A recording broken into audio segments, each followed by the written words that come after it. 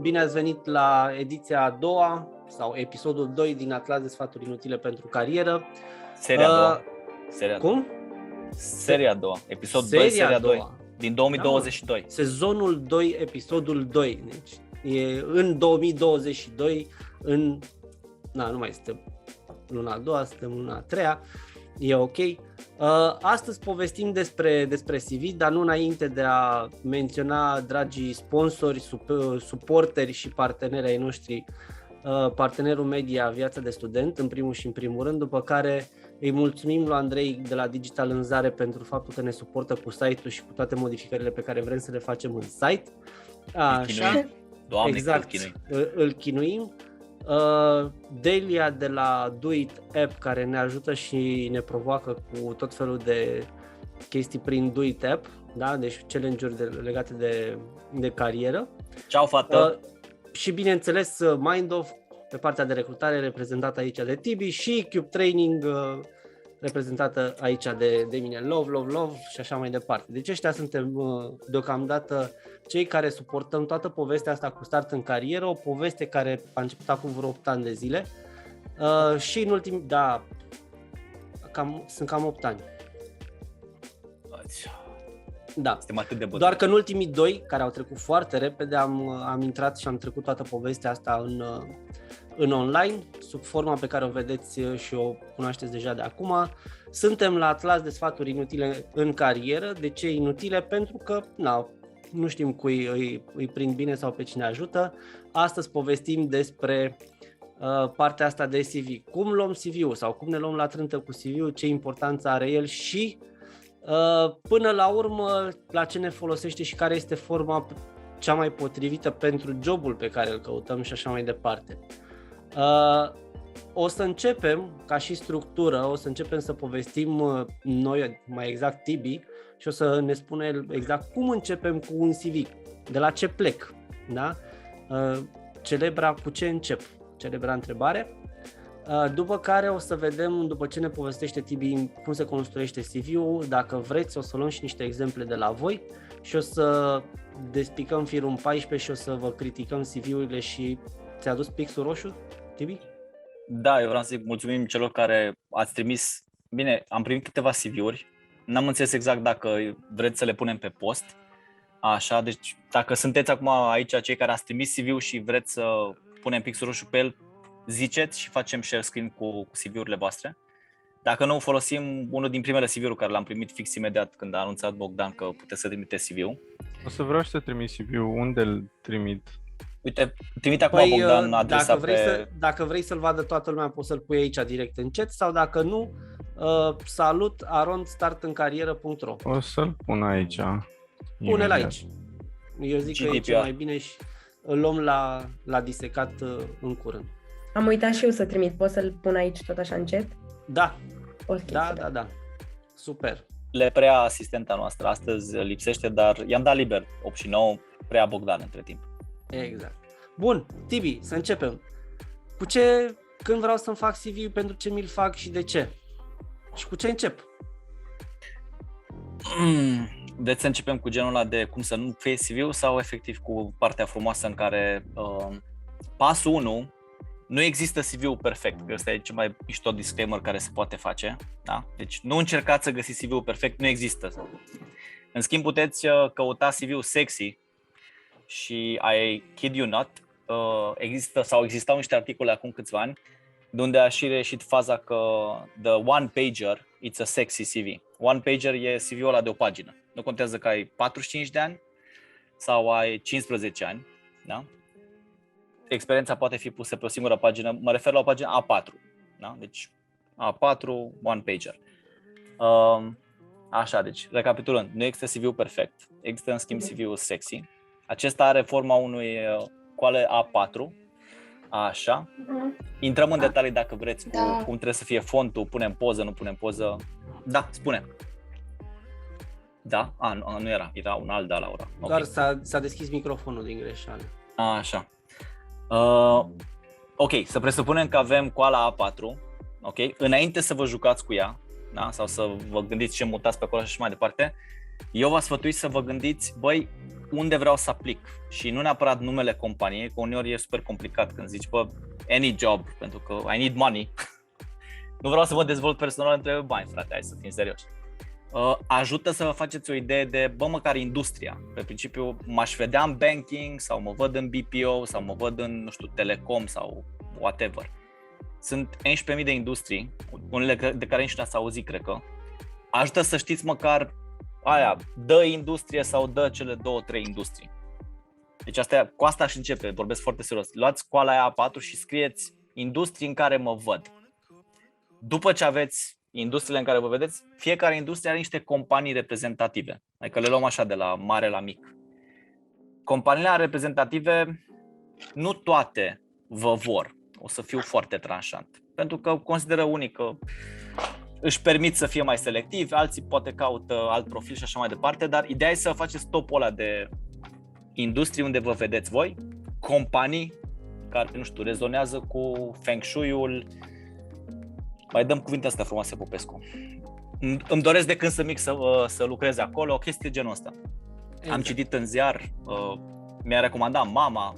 Sau e trending acum, sau știu că angajează, sau știu că au salarii mari, sau știu că, nu știu, au program flexibil, pot să îmi permit să lucrez și, nu știu, part-time. S-ar putea să fie cam multe chestii, adică durează să faci research-ul ăsta, dar on a very basic level, pentru cei care n-aveți deloc CV, sau pur și simplu l-ați copiat de acum de la unul la altul și ați făcut o salată, o salată de băf, pe template-ul altcuiva și cu nebunile astea, luați o coală albă, deci fără alte nebunii și începeți cu asta, cu industria și s-ar putea să descoperiți industrii de care nu știați și poate vreți să aplicați la ele și fiecare industrie cu măcar 3-5 companii reprezentative. Majoritatea informațiilor le găsiți deja pe site-urile de joburi. Adică, uite, nu facem reclamă, dar știu că acum câțiva ani pe Hippo, o să scrie Bogdan pe chat, Hippo.ro era clusterizat efectiv joburi pentru tinere speranțe, joburi pentru și îți dădea mură în gură, ca la Ikea. Bun, avem partea asta, avem clusterele, industria, avem companiile reprezentative din fiecare, nu neapărat companii unde vreau să aplic, companii care, dă 3 companii din industria respectivă. Asta, ideea e să știți că există. O să vă ajute la conversația pe care aveți la acel interviu unde sperați să ajungeți. Angajatorul speră să vadă că v-ați făcut temele de casă înainte și aici vă ajută practic mini research-ul ăsta. Ok,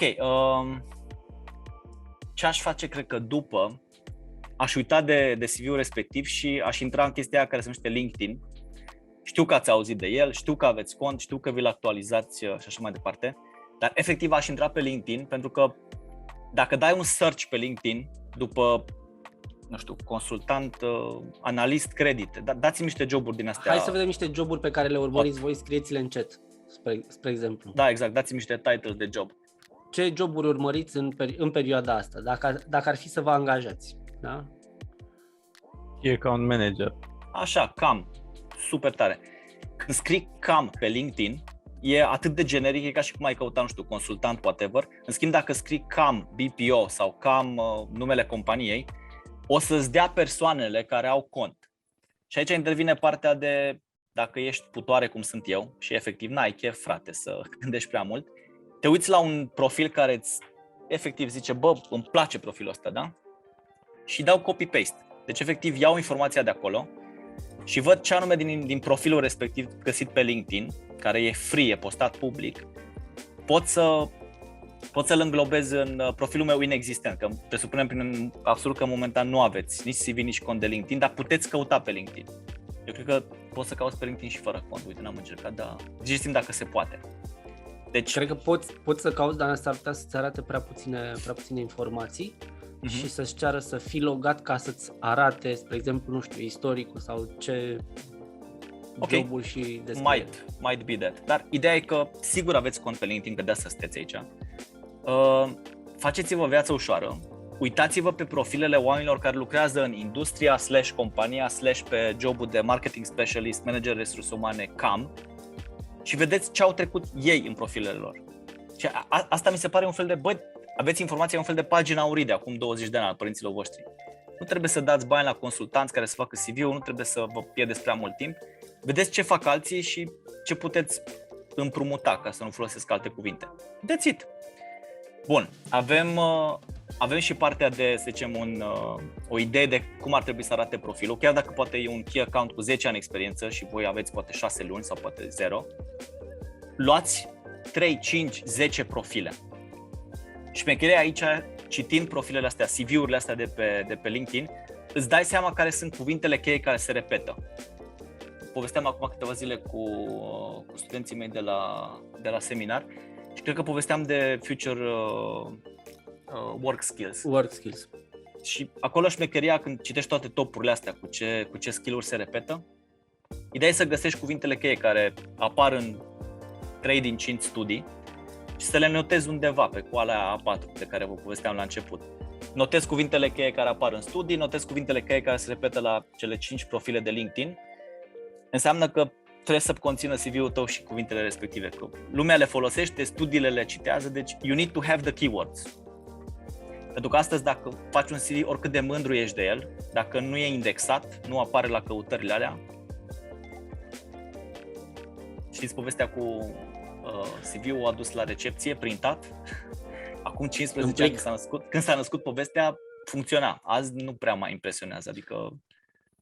Auzi, da, am eu o întrebare scurtă, tipică. Cred că ar trebui făcută cumva diferența între cineva care lucrează de 10 ani pe postul respectiv și cineva care tocmai a ocupat poziția respectivă. Adică cineva care face de 10 ani chestia asta, descrie într-un anumit fel postul respectiv și cineva care, nu știu, în ultimul an și-a schimbat jobul, s-ar putea să scrie un pic altfel despre jobul respectiv. Just, dar care e întrebarea? Păi întrebarea este în momentul de față când nu știu, urmăresc cuvinte cheie, da? Urmăresc cuvintele cheie de acum 10 ani sau urmăresc cuvintele cheie de ieri? Ok, poate m-am făcut înțeles. Nu contează că ești key account cu 10 ani experiență sau key account care ieri ai început prima dată, când îți faci CV-ul și le pui pe LinkedIn, tinzi să ai aceleași cuvinte cheie, chiar dacă la unul o să fie 5 liniuțe și la altul o să fie poate, nu știu, 15 liniuțe. Majoritatea tind să descrie jobul în același fel. Că de asta ziceam, căutați, ok, poate 5 nu e de ajuns, căutați 10 profile pe LinkedIn, 20. Acum dacă facem un share screen și facem e un CV care a fost gândit long time ago cu alte cerințe și cred că e folosit astăzi mai mult de instituții.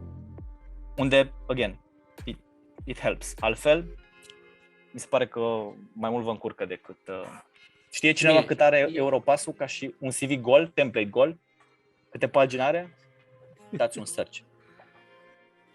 Da, ăsta e genul de CV care ar fi bine să l-ai făcut, să-l pui acolo. Că din când în când ți-l cere careva. Băi, nu știu, o singură dată mi l-a cerut și ție, cred că Bogdan, că am fost în același proiect. Eu l-am folosit sau l-am trimis de mai multe ori. Deci eu chiar l-am folosit de mai multe ori. În general, privat sau proiect, public? În sectorul public, nu în privat, dar în sectorul public, pe proiecte europene, lucruri de genul ăsta. Asta spuneam și adică, eu, instituții. Da. Adică pe proiecte finanțate cu fonduri europene, da, sau de la bugetul de stat, da, ai nevoie, e obligatoriu de standardul Europass. Așa, stai așa că acum revenim un pic. Ați înțeles un pic partea de LinkedIn și cum v-ar ajuta research-ul? Adică, înainte să vă gândiți ce puneți în CV-ul respectiv, înainte să vă gândiți dacă e Europass sau alte modele, trebuie să vă gândiți la content. Și de cele mai multe ori aici e problema. De ce scriu în el, frate? Că n-am prea multă experiență. Ce cuvinte pun? Și de cele mai multe ori alții au făcut-o deja. Și sfatul meu, foarte sincer, e uitați-vă ce au făcut alții și ce simțiți că rezonează cu voi. Că ați văzut, sunt 11.000 de CV-uri doar pe key account. Adică sigur găsiți 3, 5 sau 10 care simțiți că seamănă cu ce fac eu sau cu ce aș vrea să fac eu. Sau în fine. CV-ul ar trebui să fie o chestie pe care le-ați făcut, nu neapărat wishful thinking. Bun, înapoi la timeline. După ce aveți acest research făcut, ar trebui să începeți să vă gândiți la template. Sincer, am fost la cursuri în care plătești ca să cineva să-ți spună ce template să folosești și mai departe, CV, coaching, CV, whatever. Cred că cel mai mișto template astăzi este coala A4 goală. Vorbesc foarte sincer. Fără alte chenare, fără alte nebunii de genul ăsta. Ăla e cel mai sănătos CV. da, ok, la un moment dat o să poți să aranjezi niște lucruri pe acolo, dar încercați să nu-l umpleți cu elemente grafice. Nici chiar poză, adică am fost întrebat acum câteva săptămâni dacă poză sau fără poză. Dacă ești fotogenic și simți că poza aia, mamă, it will make a difference, ok, consider poză. Dar, sau nu știu, dacă e genul de job unde știți că poza se cere sau cumva e de la sine înțeles că trebuie să te vadă angajatorul, da, ok, puneți poză. Altfel, nu vă complicați cu poza. S-ar putea să fie cu dublu tăiș. Mai ales poze din alea în care sunteți cu toți frații pe plajă și eu cu mașina. I've seen them all. Nu râdeți că sunt. Da. Nu le arătăm acum că nu e frumos, dar... Da, deci, really. Stai să mai gândesc. Deci, design-wise, dacă vreți, ideal o pagină cu ala A4, deci fără alte nebunii. Posibil unul din CV-urile astea care le-am primit, sper să le deschidem la un moment dat, nu, Popescule? Da, le deschidem. Discutăm pe el. Așa. Așa. Tibi, da. Știi ce te-aș mai ruga eu să spui și să scoți în evidență? Care este primul lucru la care se uită un recruiter sau un manager care vrea să angajeze? Care este primul lucru la care se uită când se uită la un CV? Adică care este, să zicem, zona cea mai hot? Păi, unless, nu știu, e din ăla că citește de la dreapta la stânga sau de jos în sus sau e arab și citește invers, începe cu header-ul, adică cu partea de sus a paginii și marea majoritatea voastră acolo o să aveți nume, detalii despre adresă, oraș, date de contact, mail, telefon, chestii genul ăsta, LinkedIn, URL. Astea sunt primele lucruri care sar în ochi.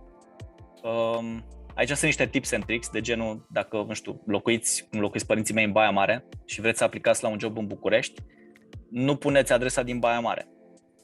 Nu neapărat că vă descalifică chestia asta, dar sunt mulți angajatori care o să zică, păi stai mă, tu ești în Baia Mare, relocare. Se gândesc la o groază de nebunii la care nu vreți să se gândească și atunci, dacă nu aveți o adresă de București, nu puneți o adresă, nu puneți orașul.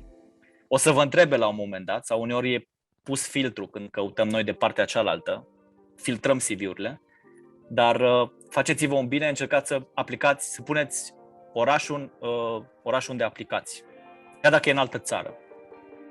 It's a white lie, dacă vreți, o chestie genul ăsta.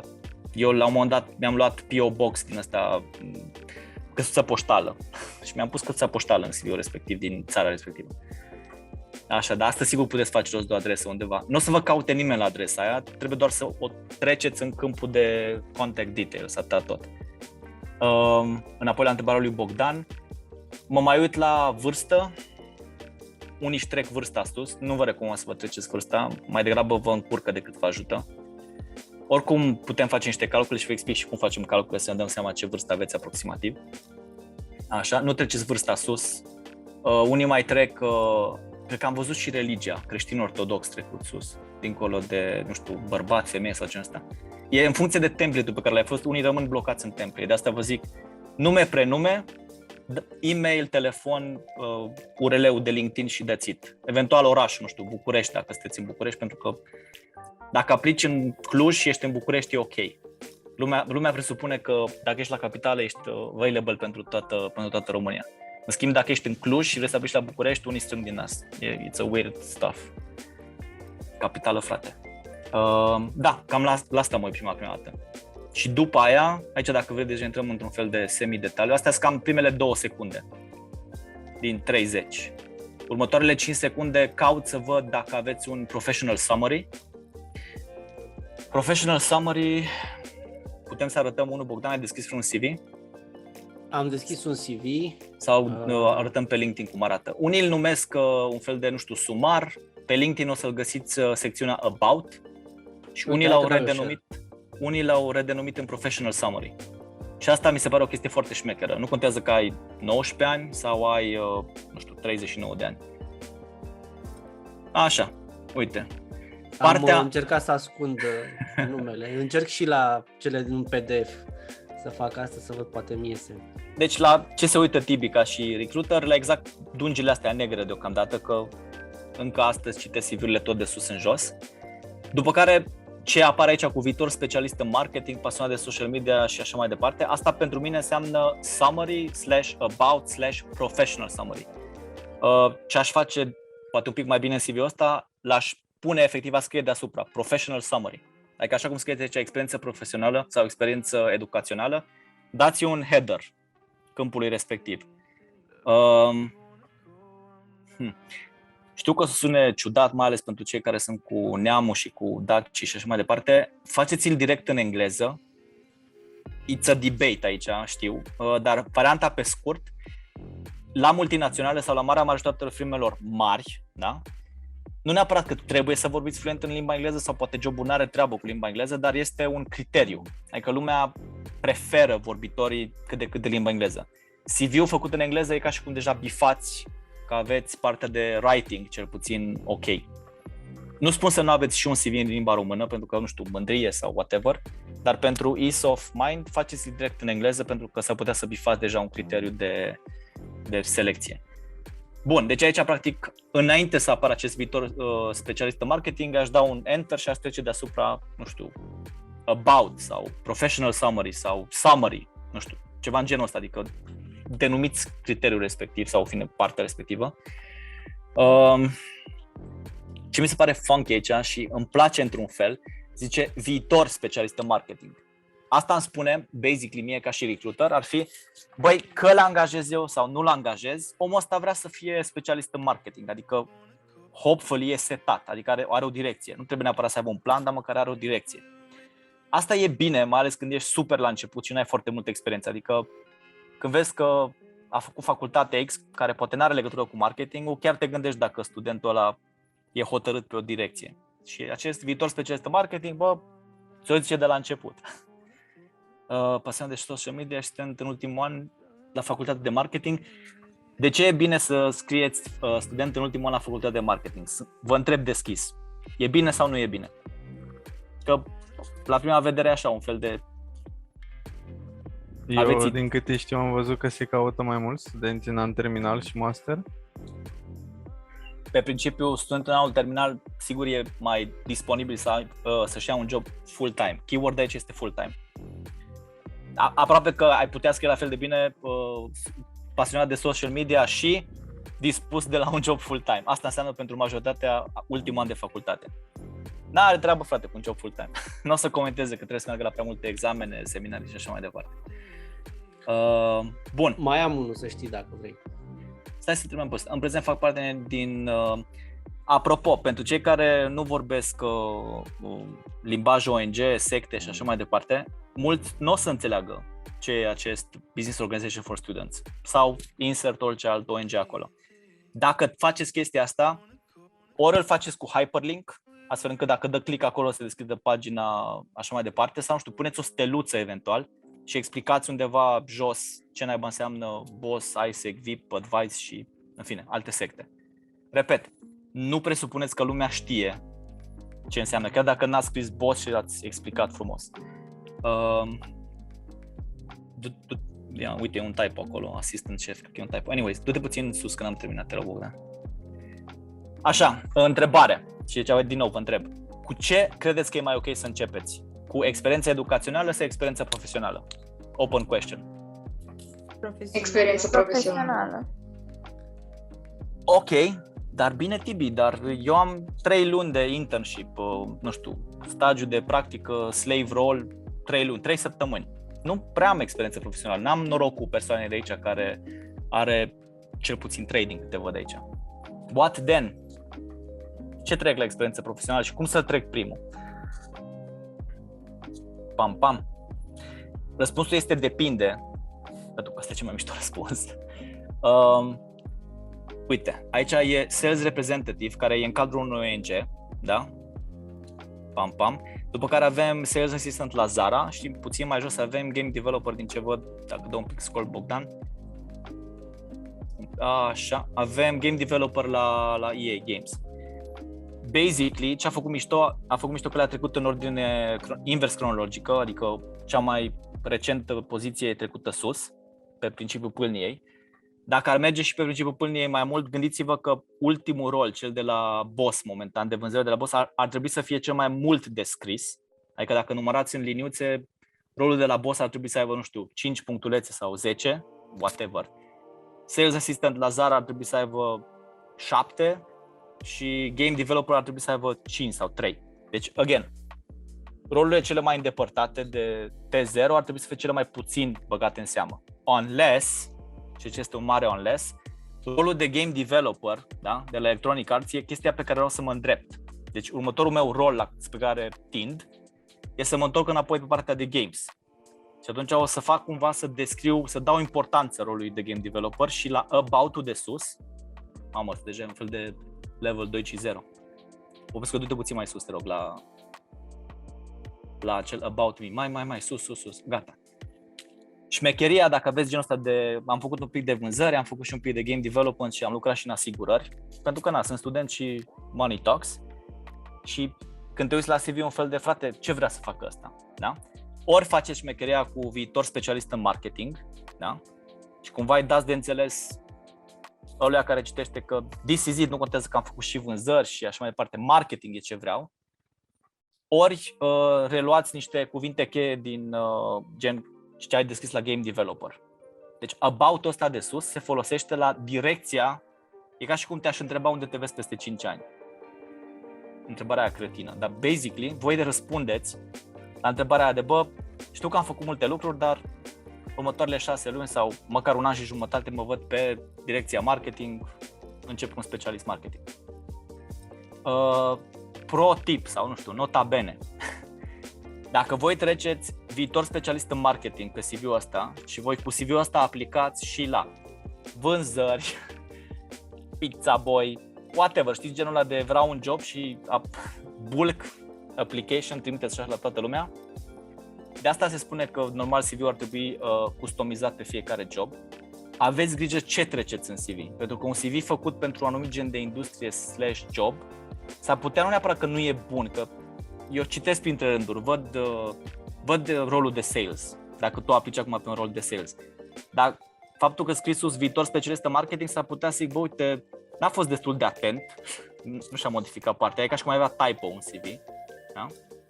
Și știu că am avut hiring managers, persoane care ne plăteau, dacă vreți să găsim, sau pe vremea lucram în companie,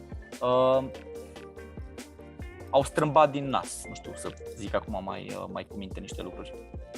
Adică la final v-aș recomanda, dacă sunteți tot așa ca mine și nu vedeți greșelile de ortografie sau poate scrieți mai ușor în engleză decât în română, dați CV-ul pentru spell check, dați CV-ul cuiva care vă urăște eventual, să nu vă fie prieten, că prietenii de obicei vă menajează, astfel încât să se uite pe CV-ul ăla să zică, ceva, nu știu, nu mi-arată bine, e fontul prost.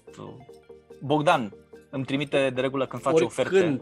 Oricând, cu orice, e bine să faceți chestia asta, adică trimiteți să vă verifice altcineva care este diferit de voi. E ca regulă generală. Nu doar CV-ul. Orice scrieți și orice vreți să dați, să publicați undeva, trimiteți către verificare, către altcineva. Așa. Și revenind la întrebarea ce punem sus, experiență educațională sau profesională. Dacă ai deja experiență profesională, începeți cu profesional, unless aveți ceva super facultate din aia, nu știu, Ivy League, whatever. Da?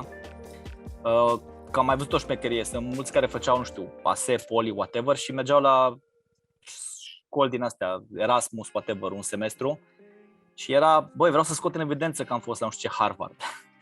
Și atunci nu conta câte experiență profesională avea sau, nu știu, era înscris la ceva MBA.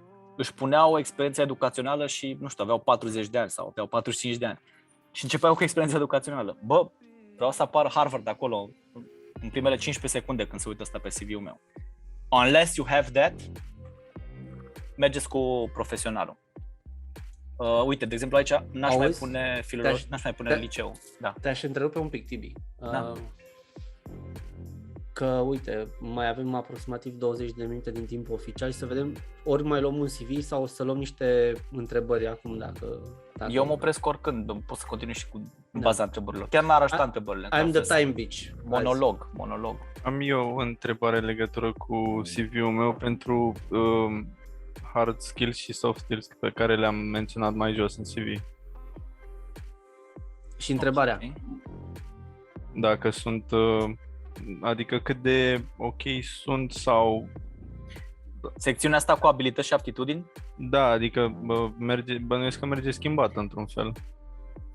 Uite, abilități și aptitudini, da? Le puric un pic acum. Ai scris engleză B2.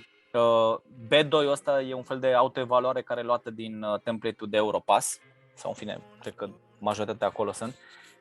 În CV-urile non-Europass treci advanced, medium sau beginner, apropo, la limba engleză sau orice altă limbă, dacă tot ce știți să ziceți e donde este al baño, da? Nu treceți că știți spaniolă.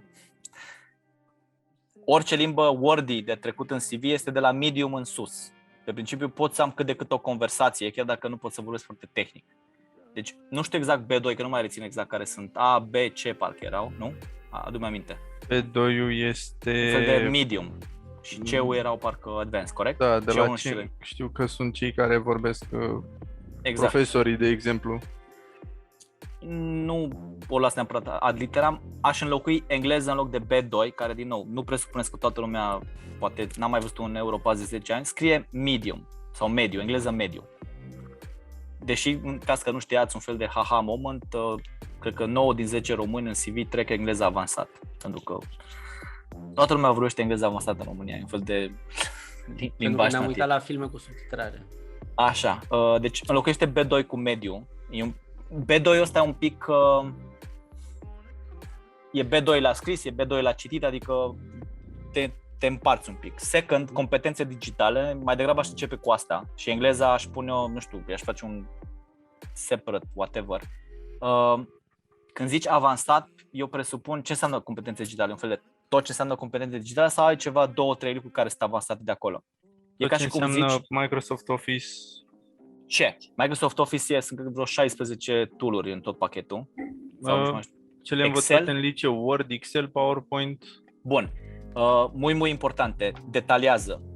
Competențe digitale, nu știu, fă un fel de header acolo micuț și sub el pui Word, Brilliant, 10 din 10, Excel, Mastery level sau whatever, pune steluțe, găsește-ți propriul... Ideea e că dacă știi să deschizi un document Office, nu înseamnă că știi Office. Corect, astea sunt luate din diploma de bacalaureat. Aici, gândiți-vă, când scrieți genul ăsta de informații în CV, trebuie să le scrieți sub forma care v-ar ajuta. Adică, în momentul de față, când vezi competențe digitale avansat, nimic din cele 3 cuvinte de acolo nu mă ajută.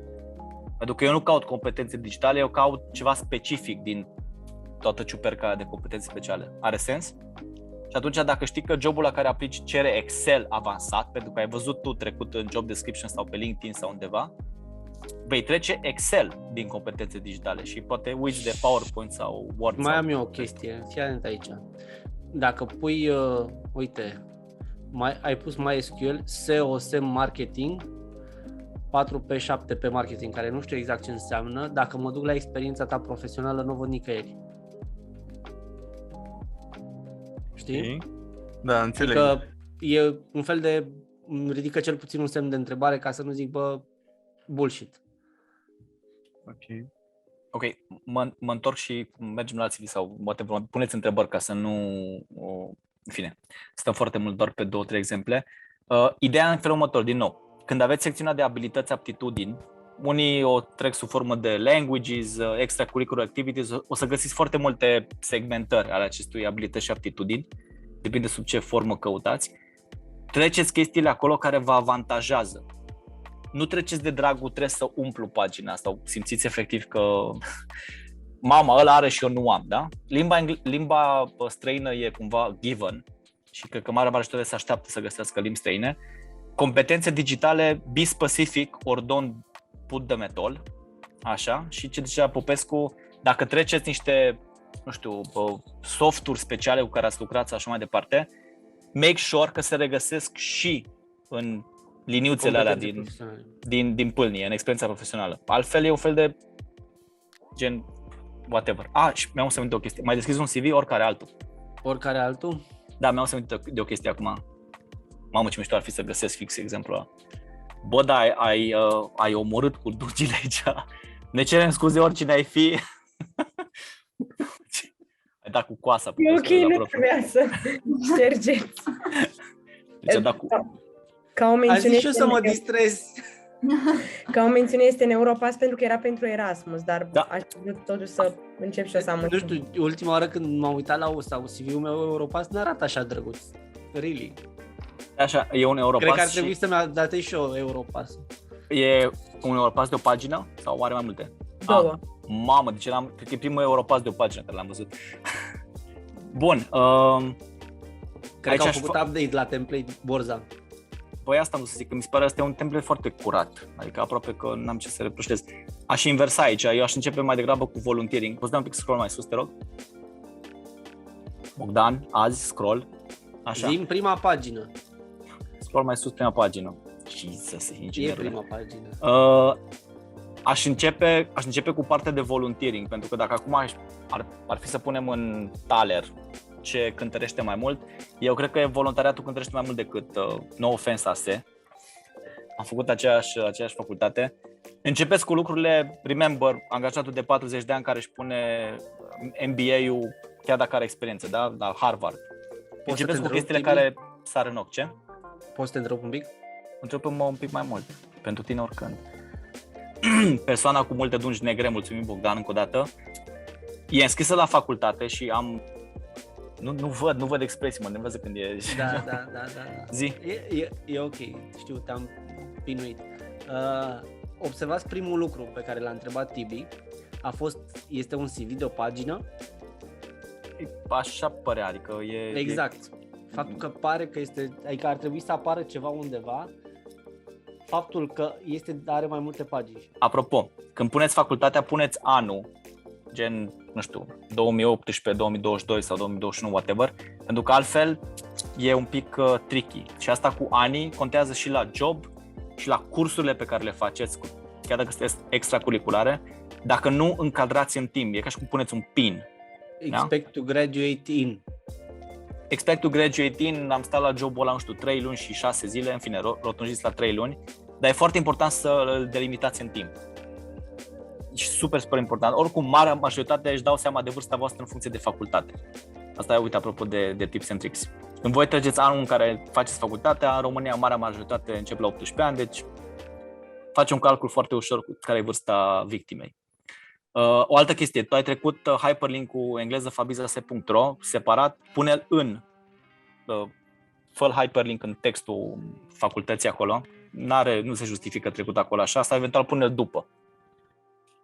Language skills la final, unless aplicați pe o chestie care vă cere sus, nu știu, trebuie să vorbești 15 limbi, nu începe cu chestiile astea, că marea majoritate se așteaptă să le găsească la final. Deci eu aș inversa pagina 2 cu pagina 1 la propriu, nici nu m-aș mai chinui. Volunteering, ok. Poți să scrii volunteering sau poți să scrii experiență profesională sau nu știu, professional experience. Pentru marea majoritate a firmelor, faptul că faceți voluntariat e un fel de relevant working experience. Deci vedeți cum împachetați volunteering-ul respectiv, că poate fi considerat working experience. Bogdan, nu știu, e ceva în chat, mi-a apărut mie, cred că citești tu, te rog. Andrei întreabă dacă recruiterii au posibilitatea să vadă dacă nu am pus toate joburile în CV. Nu. Am avut o întrebare acum ceva timp, dacă aplic la 100 de joburi într-un an de zile. Da, și... data trecută. Așa. Credeți-mă la ce haos e pe piață, oricâte software aș avea, unless te-am marcat la un moment dat, adică, nu știu, spun eu un pin ție la mine în sistem și cumva, nu știu, I flag you. Nu. Eventual pot să plătesc o third party. Sunt firme specializate pe piață care pot să-ți verifice profilul de social media și alte nebuni de genul ăsta, dar nu vă gândiți că pentru profile mai junior cineva nu stă nimeni. Nu investești timp și bani pentru chestia asta. Ar trebui să menționez eu aici, Tibi, că o să povestim la partea de networking, cred că în episodul 4, în partea de networking o să povestim de amprenta digitală pe care o lăsați. Nu stă neapărat un recruiter pe nivelul vostru în momentul de față să vă caute, să vadă ce joburi ați avut. Pe măsură ce avansezi ca nivel și ca, nu știu, importanța jobului, or să vă caute. Ideea e că orice ați pus în online rămâne undeva. Arhive. Da. Și asta se poate găsi câteodată relativ ușor și pe măsură ce postați mai mult este mai greu să ascundeți, da? Sau să faceți curățenie după voi. Dar o să povestim în episodul 4, peste o lună. Ok, a terminat Bogdan. De exemplu, aici, având în vedere că ai doar volunteering, definitely aș începe cu el, pentru că basically asta e aurul, spotlight-ul din CV-ul tău. Pe de altă parte, aș încerca puțin să refac. De exemplu, tu ai Junior Project Manager role, dar nu e încadrat în timp, deci nu ai, început luna trecută, ongoing sau ceva asta. Structurați și experiența de voluntariat tot ca și experiență profesională. Adică, am început în departamentul X în septembrie, în februarie sunt încă acolo. Ce mi-a plăcut e că aici ai main department, ai creative, n-am citit încă ce scrie acolo la creative, în schimb, jos la Creative Works, deci apare hashtag creative de 2 ori, apare makeup course. Asta înseamnă pentru mine, dacă acum aș căuta un analist financiar sau ceva genul ăsta, 2 hashtag-uri cu creative, mie nu zic neapărat că tu ai lucrat foarte bine în back office sau cu foarte multe analiză date, big data și așa mai departe. Pe de altă parte, dacă aș fi o agenție de marketing, creație, unde-i Andrei? Deci dacă Andrei ar recruta acum, probabil ar fi genul de CV la care s-ar uita, creative, adică în 30 de secunde îmi sar în ochi 2 creative-uri bolduite aproape, sau trecute așa ca un fel de headere. Andrei al nostru de la Digital Înzare. Așa, Andrei de la Digital Înzare. Și aici ăla e un Google Drive? No. Nu treceți din astea. Deci fără link-uri din astea care duc pe nu știu ce servere sau cloud-uri sau... E un pic... spun asta pentru că unii și-au furat-o, adică virus și altele de genul ăsta. Nu. Site? Link cu diploma și nu știam dacă trebuie neapărat și nu știam pe ce să o pun.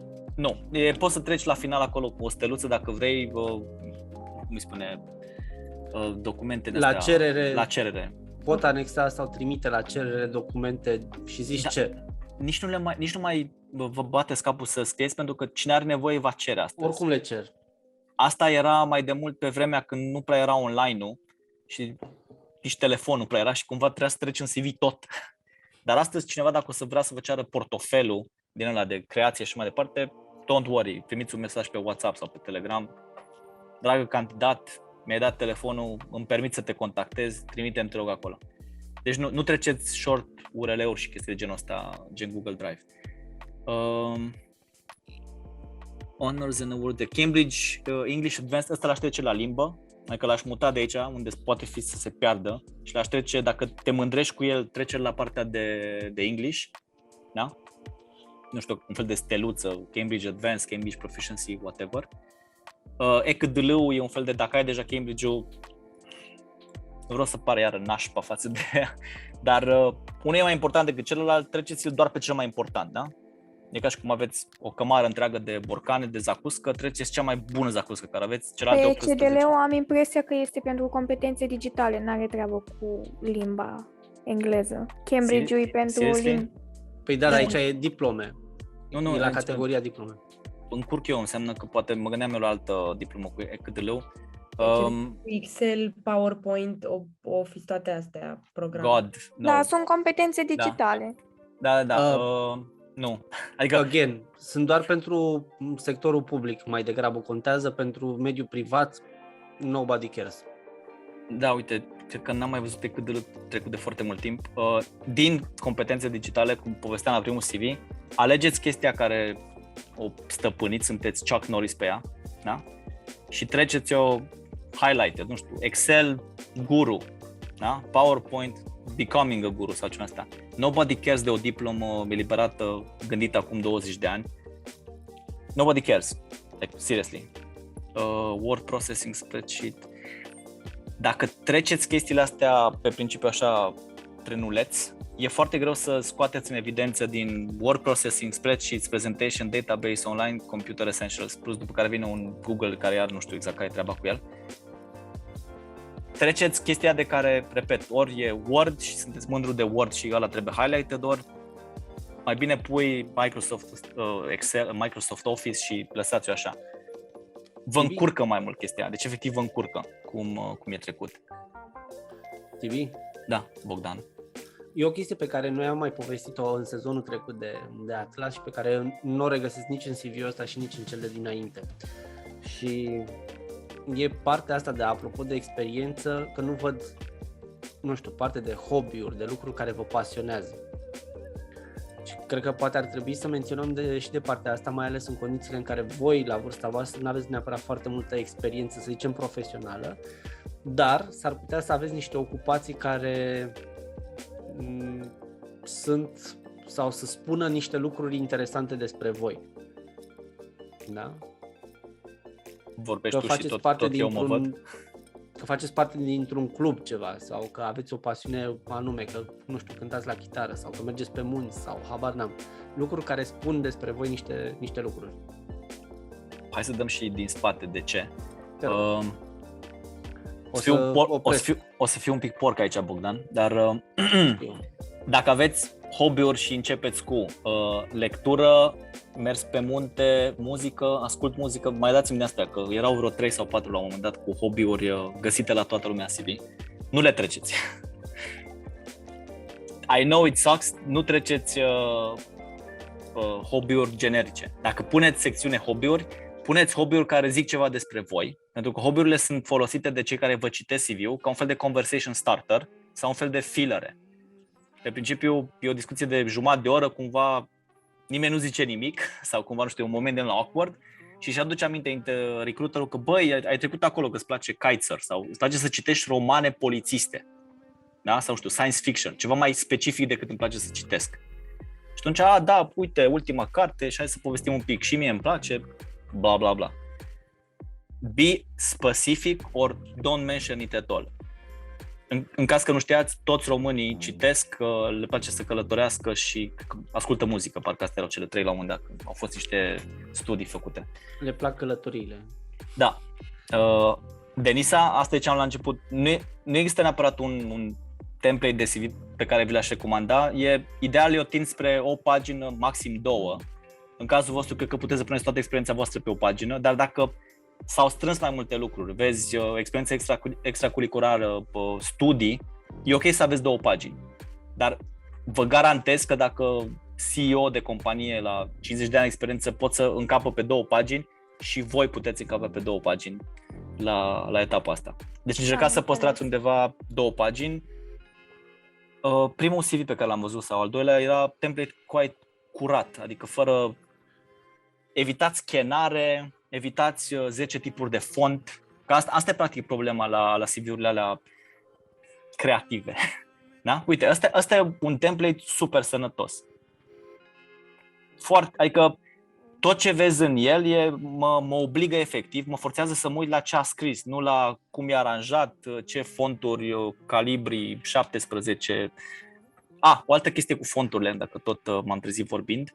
Încercați să nu folosiți 10 tipuri de font. Aici cred că e un singur tip de font, dacă nu mă înșel.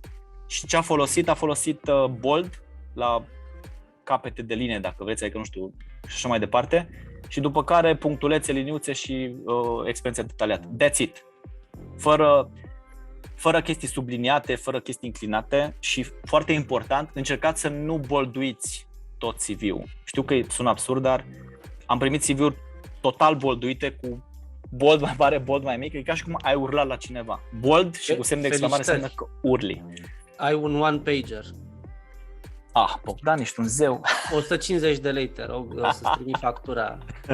Mulțumesc. Eu l-am făcut, nu știu, eu sunt obișnuit cel puțin de la facultate cu formatul Times New Roman 12. Acum nu știu cât de... Fontul mă refer la, poți să folosești Times New Roman sau Calibri, doesn't matter, atât vreme cât e unul singur. Okay, în sensul ăsta, da. Nu fiți creativi în CV. Mi-am adus aminte că mă întreba la un moment dat cineva de la o agenție. Dacă aplicați la joburi creative, e ok să aveți un CV din ăsta mai plictisitor, dar cu informația foarte mișto gândită și să faceți un CV creativ pe lângă, care poate să fie, nu știu, video CV sau să colorați, să faceți chart-uri, pie chart-uri și așa mai departe. E ok să aveți genul ăla de CV creativ, dar când aplicați generic, încercați să aveți un CV gen gen primul. Sau Europass scurt. Tibi, vreau să anunț doar ora, că este 7:30. Să mai luăm niște întrebări. Jesus, am vorbit eu foarte mult. Exact, mă simt prost. ai vorbit foarte mult. Hai să vedem niște întrebări, live și în direct.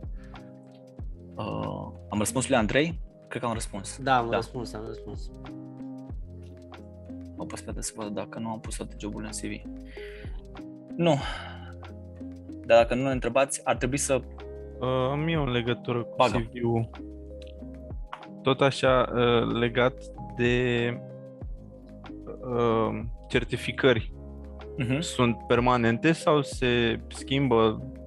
Eu am certificatul de la Google scris în CV și voiam să știu dacă trebuie să-l renoiesc cândva sau să schimb. Poți să deschizi un pic, te rog, Bogdan, CV-ul? Că mă gândesc că al tău a fost primul, dacă nu? Adică... Arată-ne, te rog, unde ai certificatul, că îți dau și spun cum ar trebui să... Așa. Uite. Deci, dragilor, aici ai trecut Fundamentals of Digital Marketing, brilliant, în primul rând e numele certificării. 2. Google Digital Garage, FPR-ul ăla, whatever. Ce e super important este numele și anul, 2021. Puneți certificări fără an și fără nume, e ca și cum nu s-ar fi întâmplat.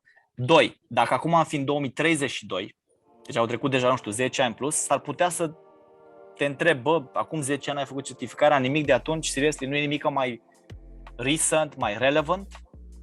Pe de altă parte, suntem în 2022, early, deci certificarea asta de acum un an e super validă. Ți-am răspuns la întrebare cu exemplu? Da, mulțumesc. Pot să continui și eu? Depinde, că sunt certificări care au termen de expirare sau sunt...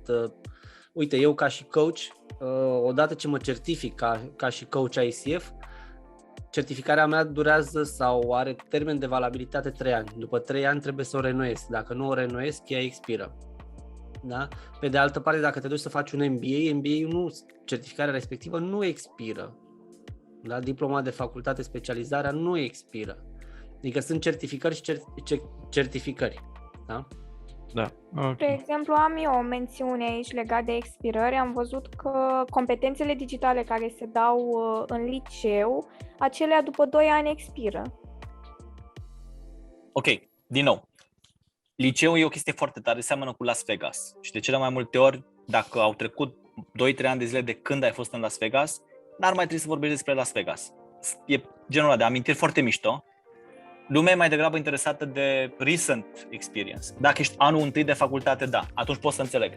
Și de cele mai multe ori CV-ul tău probabil o să fie gândit către internship-uri sau chestii foarte basic, nu neapărat un job full-time, 15 ore pe plantație. Dar încercați să uitați de liceu, mai ales dacă sunteți an terminal de facultate, master, doctorat sau alte nebuni de genul ăsta. Liceu, not that relevant anymore. Pâlnia, da? Liceul e aici jos. So small, so distant. Competențele digitale generice, gen ECDL și alte CDL-uri, nu spun mare lucru. Știu că poate doare chestia asta, dar încercați să get concrete stuff. Nu trebuie să fiți certificați pe acel concret. Faptul că lucrați zilnic pe Excel, 2 ore, că, aveți voi un fetiș, e perfect. Excel Mastery, Excel Advanced. Nu mă interesează că nu m-a certificat Google sau cineva în genul ăsta. Oricând cineva îmi dă un test pe Excel, I ace it. Vă spun pentru că sunt mulți care își trec 20 de certificări acolo și când vorbești concret cu ei, nu mai știu, în fine, se pierd. Atunci, sau îi pui să le folosească. Da, că uneori mai sunt și teste. Emma întreabă direct, nu... Așa, ok. Voiam să întreb, am văzut în format Europass, de exemplu, că este și o secțiune pentru permisul de conducere și voiam să întreb dacă într-un CV normal e bine sau nu să trecem chestia asta, adică contează pentru cineva sau nu? Dacă, cine mă întreba de CAM? CAM vine de la Key Account Manager. Eu am întrebat. 99,9% din joburile de CAM îți cam dau mașină. Deci acolo dacă nu ai permis de conducere, presupunem prin absolut că nu ai, eu sunt atât de obișnuit ca persoana care deja mi-aplică să știe că normal fac conduce o mașină, încât nici nu mai întreb de permis de conducere. Okay. Dar s-ar putea să folosesc un sistem mai avansat de asta de filtrare de CV-uri și să pun un criteriu acolo. Arată-mi doar CV-urile care au permis de conducere, au trecut acolo, permis de conducere. E ok să-l trec. Dacă... E ok să-l treci, dar de ce mai multe ori când îl treci e un fel de it's relevant for me. Este parte din job. Da. Adică ar trebui să fie parte din job. Nu poți să fii șofer dacă nu ai carnet. Pe de altă parte, mă uit aici, marketing specialist sau manager de resurse umane, poți să ai șofer dacă vrei. Crezi tu în România. nici mașină nu primești la joburile astea. Da, am încercat să fac și o glumă, da, nu mi-a ieșit, asta se mai întâmplă. Da? Sunteți boss level atunci. Da, dar dacă tu ești agent de teren sau ești, nu știu, vânzător sau și așa mai departe, ai nevoie de chestia aia. Asta din ciclu ce e obligatoriu să treci în CV și ce nu. Mai luăm întrebări, Bogdan. Vorbiți prea mult, suntem în întârziere. Mai am eu o întrebare legată de camp, pentru că de acolo a venit și exemplu pentru joburi. Eu am aplicat recent pentru poziția de Key Account Manager în cadrul P&G.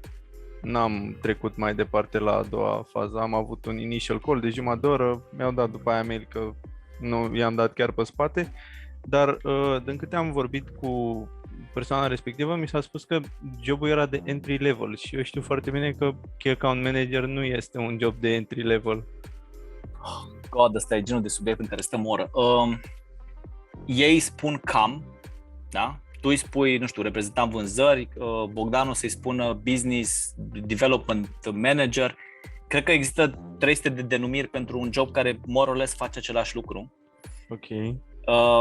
Șmecheria aici e să, nu zic că pe LinkedIn o să găsiți toate răspunsurile, dar citind profilele persoanelor respective, o să vă dați seama cum îi spune P&G-ul sau cum îi spune, nu știu, altă firmă din FMCG, care sunt cuvintele folosite când își descriu acel job description. Pentru că poate tu faci ce au ei nevoie, să presupunem că încă n-ai stat de vorbă cu ei la telefon, dar tu nu știi să treci în CV cuvintele lor. Tu vei trece, nu știu, sales executive și ei caută cuvântul manager, care e același drac, mai ales dacă nu cer experiență. Deși eu n-am întâlnit până acum key account, poziții de key account care să nu cer experiență. De asta zic, ei nu cereau experiență deloc și i-am întrebat și pe ei și mi-au spus că la ei este o poziție de entry level și am rămas un pic perplex. E entry level la ei, dar probabil caute, și aici este un cuvânt, iar hashtag, atenție, pro tip, experiență relevantă. Și de cele mai multe ori, oricât de entry level ar fi jobul, marea majoritate caută chestii pe care le-ai făcut într-o altă companie, chiar dacă e compania lui mama-tata, dar să fi vândut pe teren, poate eventual business to business, nu business to consumer, uite alt hashtag, B2B, B2C, așa. Și dacă tu știi că ei caută B2B și tu ai trecut acolo că ești sales B2C, parcă erai la Zara sau nu știu exact ce ai trecut, că nu mai rețin CV-ul, da. Te descalifică automat. Adică din punctul lor de vedere n-ai vândut grupului de persoane potrivite, ai vândut B2C, nu B2B. Da, în loc de B2B, da. There you go. Și o să vezi că dacă citești mai multe job description-uri, fișe de post sau descrieri de key account pe LinkedIn, o să vezi niște cuvinte cheie care are recurring, așa. Aia e șmecheria. Că altfel nu știi ce naiba să zici. You can bullshit your way to a job. Nu spun să o faceți, dar you can seriously bullshit your way to a job. Gata, mai luăm. Dar asta nu înseamnă și că veți rezista pe jobul respectiv. Adică poți să... Salutăm bossul, go, ședințe, go. Denisa întreabă... și mai avem o întrebare. Da, este de mamă, deci întrebarea asta dacă ar fi venit în 2019 aș fi zis, bă, nu, God Christ. Acum HR/recrutarea, dacă vă uitați în ultimul top făcut de cei de la Hippo, e al doilea cel mai căutat job. Sau în fine. Da, m-am uitat. Asta nu înseamnă neapărat că poate în 2025 o să fie la fel, dar azi nu mor de foame cu resursele umane. Spun asta pentru că e nevoie de foarte, foarte mulți, mai ales pe recrutare. Și care e foarte bine că e de ce mai multe ori un fel de entry point foarte sănătos. Eu am pus întrebarea că, ținând cont că trăim în lumea asta care se digitalizează tot mai mult, există posibilitatea, dar deși în HR eu nu prea văd chestia asta, adică doar nu o să pună robotul să vorbească cu omul și să planeze conflictele între ei sau cu ce se mai ocupă un manager de resurse umane. O să cred că putem. Așa, Bogdan. Te rog. Cred că ăsta e un subiect separat în care putem să vorbim un pic despre joburile viitorului și că, în esență, nu dacă domeniul va fi de viitor, de resurse umane sau oricare altul, ci mai degrabă cum se vor transforma domeniile. Adică cum se va transforma munca în sine. Da? Pentru că ăsta este subiectul poate cel mai hot și mai interesant. Nu o să dispară sau nu că nu o să mai fie atractiv domeniul de resurse umane sau alte domenii, ci cea mai bună întrebare este cum vor arăta domeniile astea poate, nu știu, peste 3 ani, poate peste 5 ani, în 10 ani de aici încolo. Și deja cred că peste 10 ani de aici încolo e foarte mult gambling. Deci răspunsul este da, orice chestie care se face cu partea dreaptă a creierului, tot undeva zilele astea povesteam cu studenții, nu o să fie înlocuit atât de ușor de acel AI sau terminator, robot, numiți-l cum vreți voi. Bine, menționez că nu sunt studentă, sunt în clasa a 12-a. Și mai tare. Dar am văzut chestia asta cu CV-ul și postat pe Facebook și am zis, da, vreau și eu să intru să văd cum e și ce se spune. Da, e ok acolo. Pentru că ce facem noi este adresat atât studenților cât și elevilor de liceu. Adică... Da, am văzut că scria în descriere. Cât și părinților. Am avut și părinți care au intrat. Da. Deci bârfiți-ne, dați vestea mai departe pentru că noi răspundem cu drag. Eu am distribuit. Deci... Bine, nu chiar la toată. Uitați-vă și voi așa pe sprânceană. You're worthy enough, you're worthy. Join the sectă. Adică da? Da. Hai să vedem dacă mai sunt întrebări, că putem să mai spun. Bogdana mi-a fost așa darnic cu timpul de foarte mult timp. Bogdana omoară la 0-0. Sunt un simpatic. Azi. Da. Nu știu ce doar azi. Cred că am vorbit prea mult. Cred că aia, nu? Uite, recunoaște. Iulia. Eu. Așa, situația mea. Vreau job în sport, dar sport combinat cu business. Deci, poți să deschizi puțin CV-ul? Imediat. E încet. Gata. Primul. Mie mi-apare primul. Îl deschid și să vedem. Este GDPR approved, să mi se vadă numele, nu contează, e ok. O să-l facem noi după aia GDPR proof la editare. Acum să o să-l omoare punem Bogdan. așa. Toată frumusețea CV-ului o să punem la bară neagră peste tot. Super ok template-ul. Adică e curat. Hai să-l dăm mai... E one-pager? Pare one-pager. Da. One-pager. Uite, nume sus, Bucharest, Romania, urele de LinkedIn, telefon. Sexy. Summary, care poate să fie about me, professional summary. Zi, Mândru, care e întrebarea? Sau vine ce mai exact pe CV?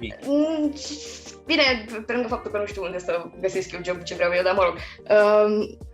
Deci, cum să-l fac? Că mi se pare că e așa foarte over the place, cum sunt eu ca persoană în general.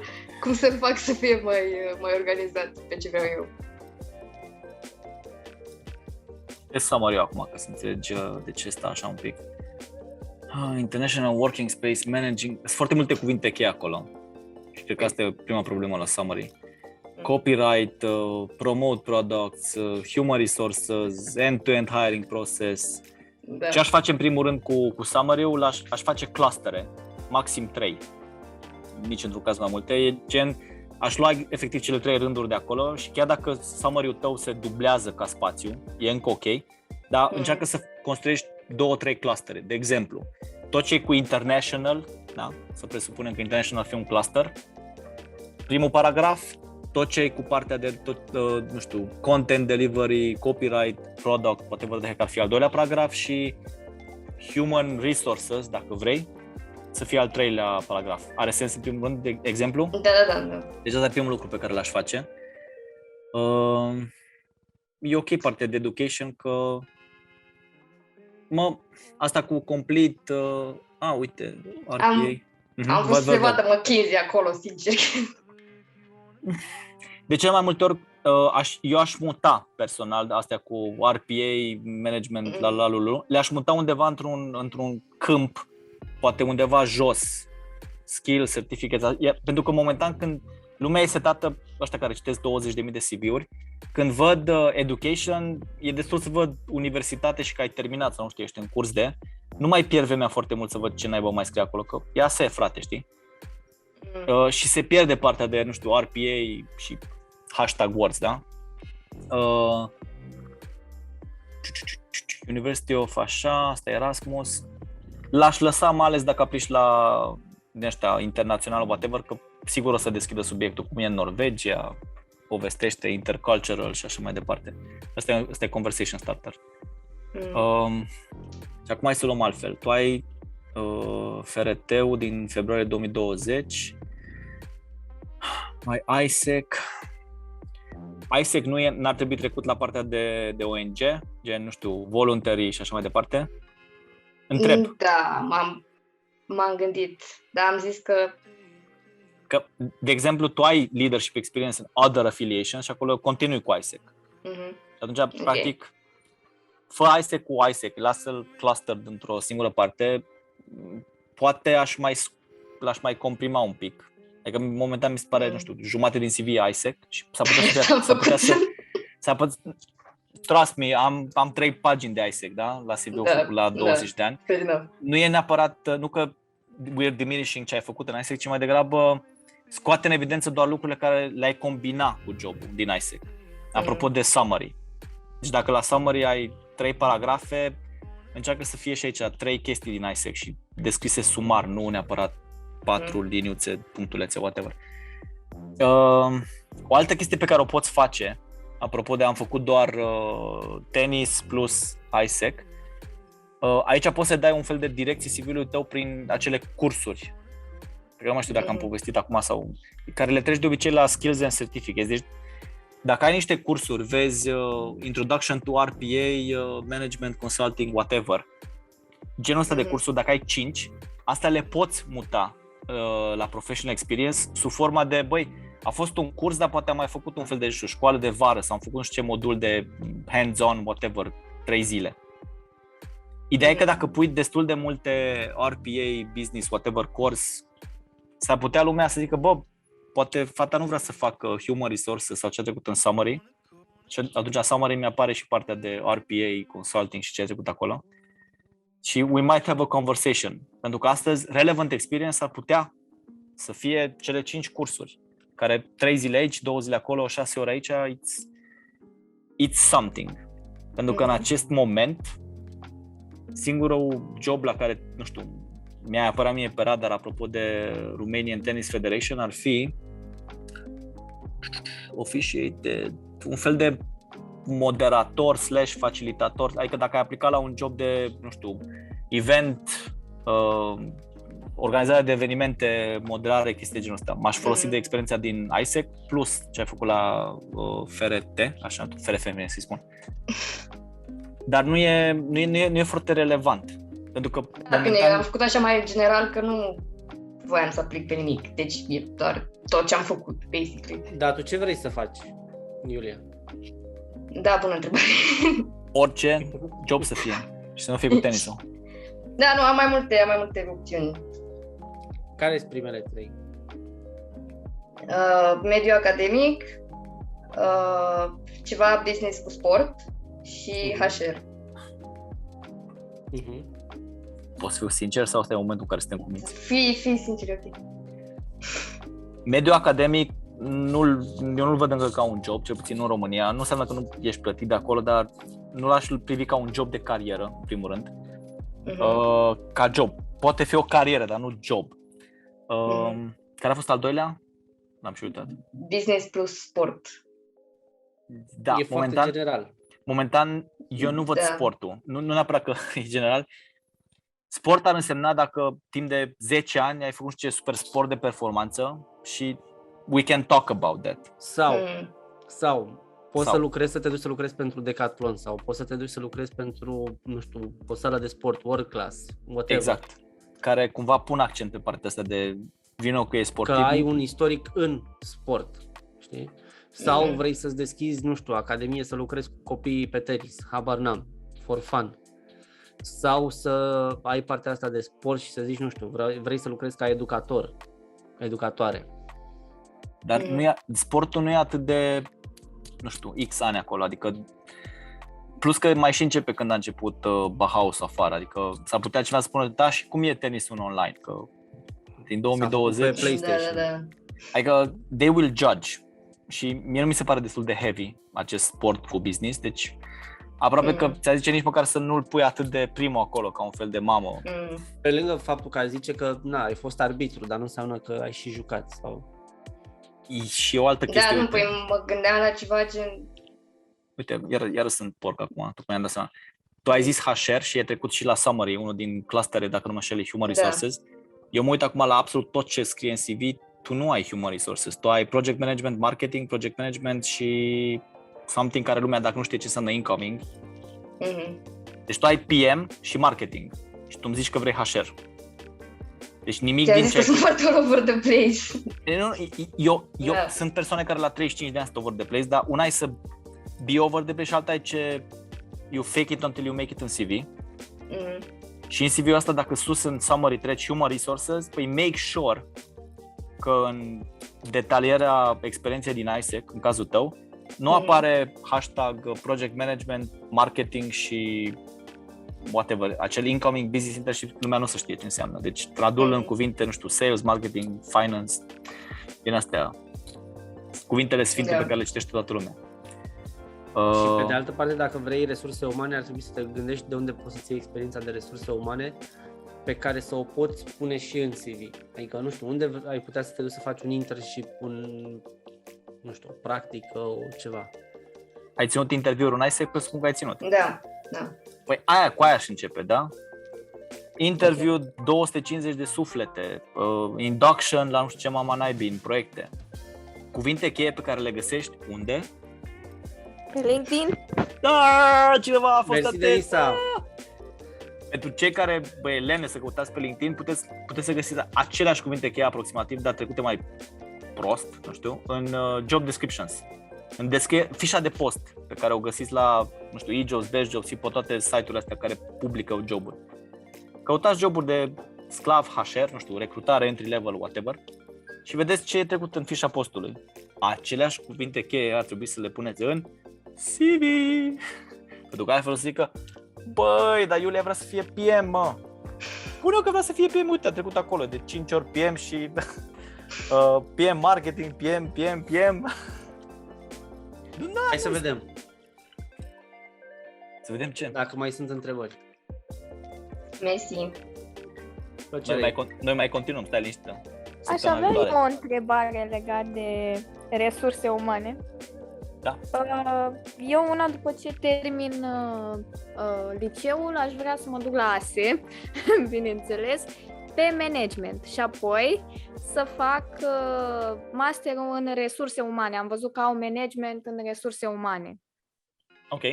Care e întrebarea? Pentru că am și două argumente. Unul, îmi place să lucrez cu economia, deci dacă m-aș duce direct pe resurse umane ar fi mai mult profil umanist și nu prea vreau că oricum vin de la profil umanist, istorie și toate alea, și cu matematica. Să mă joc cu numerele. Raționalizarea e bună. Care e întrebarea? Dacă e ok să fac management, facultatea de management. Dacă e ok facultatea de management? Da. Pe principiu, dacă vrei să mergi pe resurse umane, orice facultate, aproape orice facultate, ASEU e o facultate foarte bună pentru că... O să răspund mai simplu, Tibi? Da. Denisa, mergi la orice facultate. ASEU e o facultate ca oricare alte dintre facultăți. În timpul facultății, du-te într-un ONG și încearcă să faci resurse umane. O să afli despre resurse umane sau să afli dacă îți place sau nu domeniul resurselor umane în real life, într-un ONG studențesc.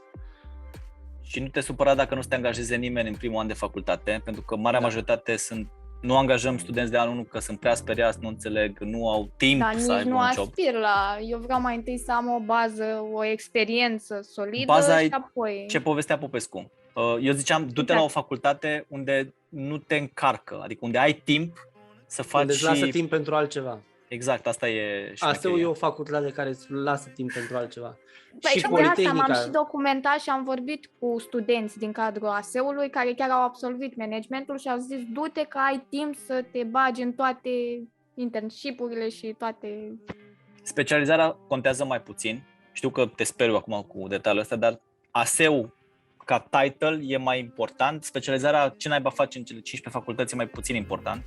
Mai ales dacă... Nu mă speriați deloc, chiar îmi sună bine.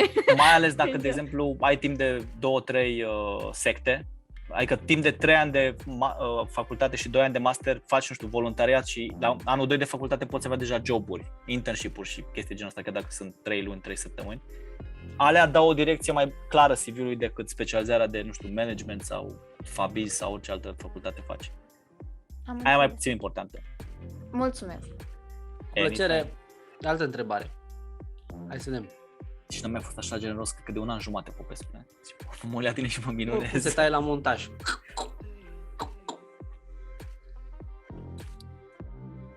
O oră jumate. Doamne. Noroc că am avut acum. Nu mai sunt întrebări pentru că le-am dat de înțeles că ne-am întins cu o jumătate de oră peste. Și vă mulțumim că ați rezistat, by the way. Da, mulțumim că ați rezistat. Nu uitați, data viitoare, ne vedem peste 2 săptămâni. Ia stai așa, LinkedIn, parcă asta povesteam în 2, nu? Poftim? LinkedIn, da. Săptămâna viitoare povestim despre LinkedIn. O oră jumate, vă spun de pe acum.